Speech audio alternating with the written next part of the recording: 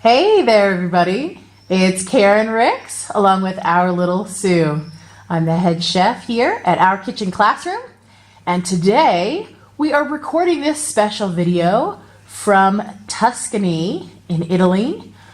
We have been making some delicious dishes to share here at Castello di Ristonchi, the Creator's Castle, and we wanted to be able to share this wonderful mix that we've been enjoying this past week with you all.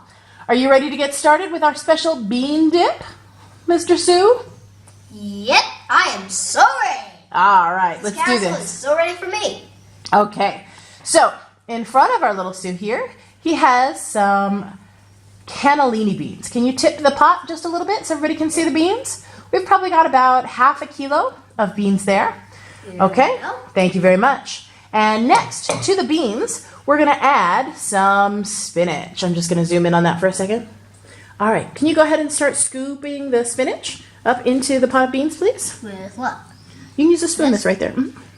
So, That's fine. into the beans? Yeah, just put all the spinach in there. You can move it closer so you can get it all in there.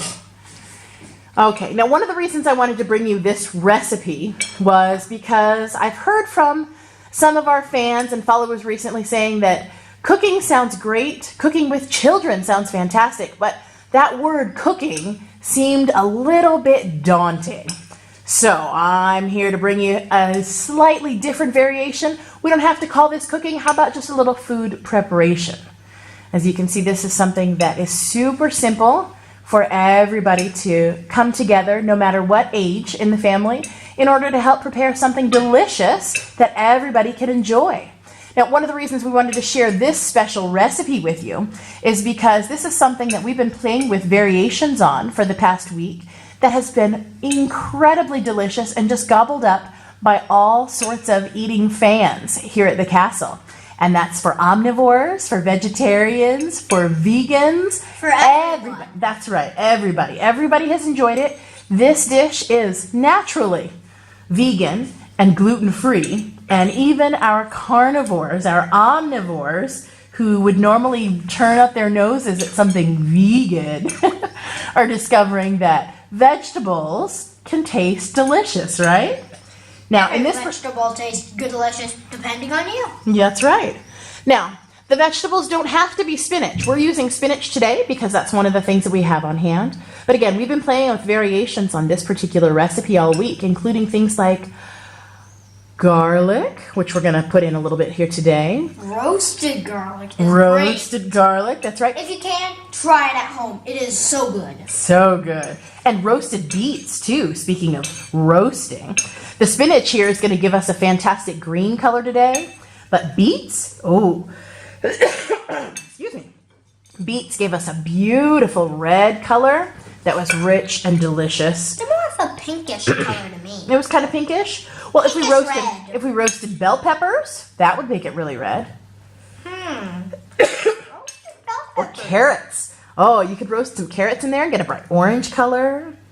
Oh, by the way, if you don't like carrots, try spinach. It is so good. All right. So our Little Sue has just about gotten all the spinach in there. That was probably about a kilo of sauteed spinach. It's really wrung out because we don't want all the water from the leaves. We really just wanted to get the greenery in there. What else do you see on the plate there, Mr. Sue? Is that a lemon and garlic? Garlic. That's right. We were talking about garlic. Go ahead. Garlic is so good. Throw the garlic cloves into the pot as well. We're just using a couple. All of them? All of them. All right. And you can squeeze some of the lemon juice in there too. We're using the little strainer here because that's going to make sure that we don't get all the seeds in there, just the juice. Squeeze away. Squeeze, squeeze, squeeze. Okay, can you set that down? Okay. All right, and to that, because we like the flavor of the garlic so much, we are going to add some of our special garlic oil. Now, all we did was take some of our house olive oil here at the castle, and to that, we added a few peeled cloves of garlic and brought it, pour it in, to a nice, slow, low simmer. Just a little drizzle for now. We'll add more as we need to for the mixing. So we just kind of simmered the garlic cloves for a little bit, the lowest possible, so teeny tiny bubbles were coming to the surface. Excuse me. And then the oil is flavored by the garlic, and the garlic itself gets nice and soft and mellow. Now you can see This is a stick blender, and we're going to use it to, well, as you guess, blend the mix. All right, let's go ahead and get to blending. Which button do I press there too? Just push right in the middle there. Push it down, move it around. Hold on to the handle. No, the pot handle. There you go. Take a look at this color. It is turning brighter green. Can you see green? the difference between this dark spinach and this lighter spinach? We can. All right, go ahead, keep blending.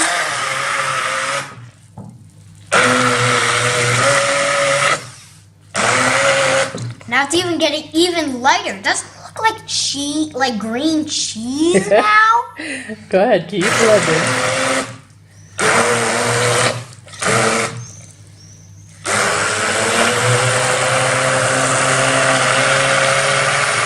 Can you pause for just a moment, please? If your mixture, like ours, seems a little thick, stop for just a moment, please, sir. Thank you. You can add a touch more oil. You could even add a bit of water if you like. We're just going to use the garlic oil here because it's got such a wonderful flavor. And that's going to thin it out. Garlic oil. That's what this is, garlic oil. You can add whatever liquid you like. If you want milk, that's okay with me. You can add milk if you want. We talked about how we actually used some spinach here, but we squeezed out the spinach to make sure it didn't have a lot of water. You can add some of that spinach water back in as well. To get the more spinach flavor. That's right. Not to mention that beautiful green color. Now take a look at that dark green and that light green. Can you see the difference? That's not blended, that's blended. All right, let's blend it all together and see what it looks like at the end. Let's see what blended beans looks like.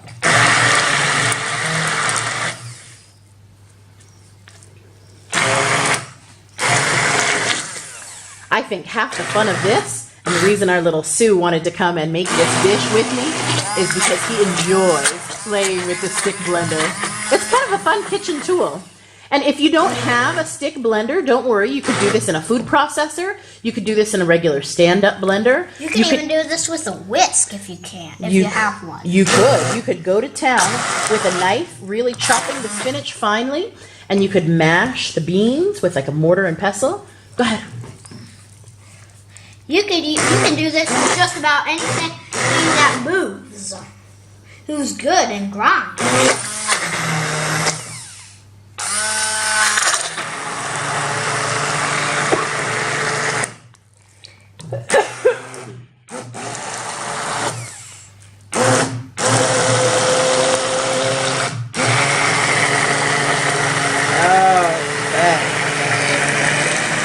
Now the trick is to always go slowly and slightly patterns. Slowly in lines, in my opinion. So you always get a smooth amount. Let's turn the pot so you can get all those beans that haven't been blended yet.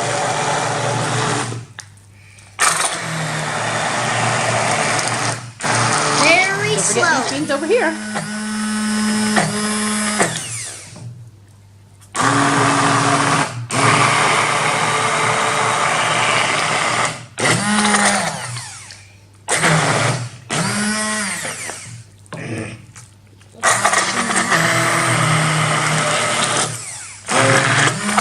Okay, now we've come to the point. 50%, 60% of the fun is when you're done, eat it. All right, well, before we eat it, we need to adjust our seasoning. Can you go ahead and add a pinch or two of salt, please? Take a look at this. Ooh. All right, go ahead and add the salt.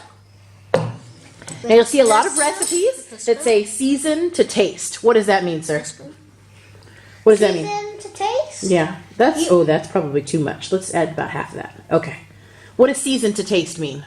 I have no idea. But Well, what do I'm you think it guessing it means season and taste. That's right. And Season then and taste. blend. Blend again. And if you taste it and it doesn't taste well seasoned enough, what do? Season it again. That's right. So we're going to add a little bit at a time, tasting as we go. Do we need to touch more olive oil? Sure. It's starting to stick. Hold on. Blends are sick. There you go. Ooh, that was a lot. Okay.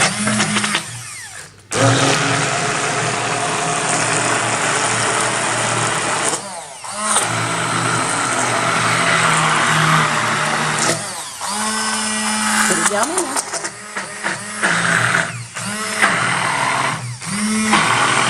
Okay, stop. And now let's use the spoon. Let's just get this little bit. No. Use the spoon here. Okay, scrape down the stick blender, please.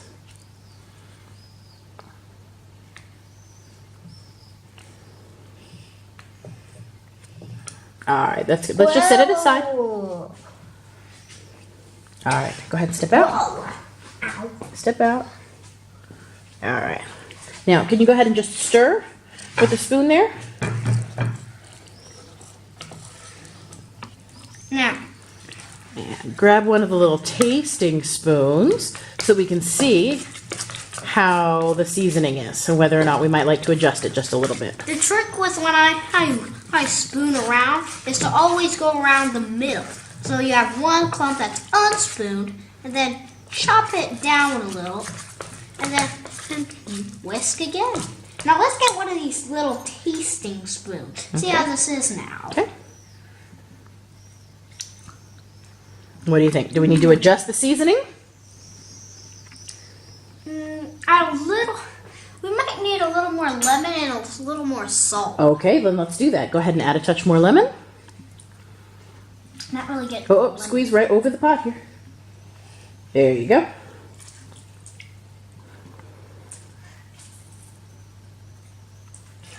Okay, and add another pinch of salt. Just pinch. All right, and then mix again with the spoon. Now again, you can adjust this to your personal preference, the way that you like the taste, the way that you like the seasoning. So it was like a kilo of olive oil for all I care. If you want more olive oil, you can add a kilo of olive oil for all I care. you can do that. You don't have lemon juice, you could add lime. You prefer something a little more punch to it, maybe a touch of vinegar. We used a red wine vinegar when we made this variation with beets. And that was really good. Okay, you got another tasting spoon right there. Go ahead, taste. Just a little. How is it? Oh, Use a little olive oil. just a drizzle? Well, how about we do that when we serve it, okay? So what we'll do is we'll spoon this out. We'll spoon this out into a dish, and we might finish it with another drizzle of olive oil on top, a sprinkling of salt, and then we'll serve this with some crudités. Little sticks of carrots, celery, we've got some broccoli, we've done this with cucumbers and zucchini, even on crackers, however you like to enjoy it.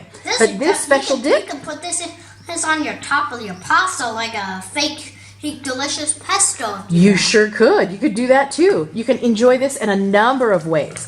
So we want to thank you from our kitchen classroom here at Castello di Ristonchi, the Creator's Castle. And it's a real castle. It's a super tall tower. That's right.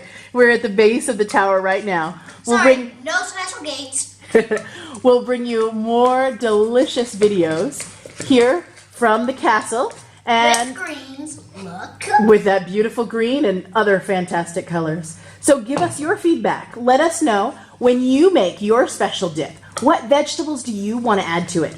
How do you like to season it? We can't wait to hear from you and see your pictures. Happy cooking! Oh yeah, get this good.